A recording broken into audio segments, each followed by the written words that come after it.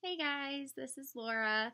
I am doing my video recording to talk about Chapter 8 from Total Participation Techniques book. Chapter 8 talks about wrap-ups and how to get every student actively engaged. So first I'm going to kind of talk about what wrap-ups are. So during a lesson, I'm sure we all have an idea, but during a lesson, it's when you wrap up the lesson, close it out, and figure out what students are understanding, what their biggest takeaways were. And in the book, it talks about, which I found this really interesting and I can kind of relate to it sometimes, that unfortunately, with the time crunch, teachers are kind of just wrapping up their lessons where their time slot for that subject cuts off.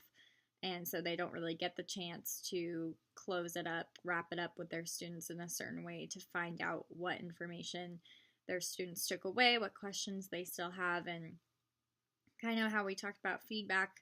That is hard for teachers and hard for the students because they don't see all the time what their students are understanding, what they really enjoyed about the topic because of that time crunch. So in this chapter, it gives a lot of different examples of ways that teachers can do this. I know we all teach younger grades, and so I tried to look at different examples that would be beneficial for younger grades. A lot of the examples included a lot of writing, and I teach first grade, so I know that can sometimes be frustrating and challenging for students. I know my students get really stressed when they have to write, but it's good to have them practice as well. I'm going to touch on some of the examples that I really liked and that I kind of want to try in my classroom. The first one was IQ cards, and so IQ cards that stands for insight and questions, and it's where you get a index card and you have the students write something they took away and a question they might still have. And I thought we could implement this in a way that if students are challenged to writing, they could also draw a picture or to kind of talk about what they learned. And we could do this in any subject. If it's math, they could write, if they're learning about number models, which I know my students just did, they could practice writing a number model. Or if they had a question, try to write that question. And that can or if they can't even write the question, do like a question mark, have them practice writing a question mark, and then that shows you that they might still have some questions, and that you could later meet with them. And so that was one of the examples, just quick and easy, kind of just hand out those index cards to the students. Another one that I really liked was the biggest aha bar graph. I really like this because it kind of includes math for the students in a way, and it gets the students out of their chairs and kind of working together. So what happens is you give the students at the end of the lesson like a small piece of paper, an index card, whatever, and they kind of write their biggest aha moment, their biggest takeaway. I think they could draw it too if that would help them. And then you go in a circle, or I think I'm getting the circle and the circle and the first one, the IQ cards, confused. So I'll go back to the IQ cards in a minute. But so you have one student start for the biggest aha bar graph, and they share their biggest aha moment.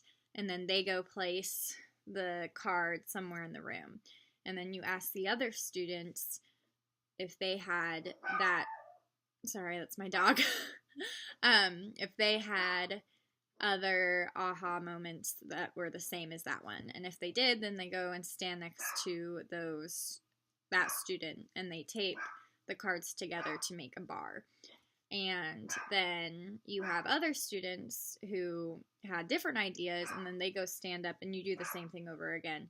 And then you kind of make a big bar graph and then you can go back as a class and look together to see what similarities were seen during the lesson, what differences were.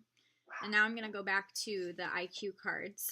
And so another thing I really liked about the IQ cards was not only do they talk about content, but they also have, sorry, ignore my dog. I don't know what she's barking about. Honey, stop. So then once they write their card, they can get in a circle and you share, or you can share the cards, or you can pass the cards around different times for different students to look at different ideas. And I think that is a really good way of building community also in your classroom.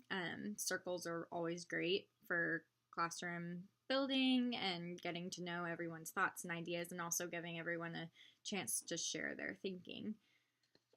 So those were the two that really stuck out to me, but there were so many others, and I talked about them in my writing.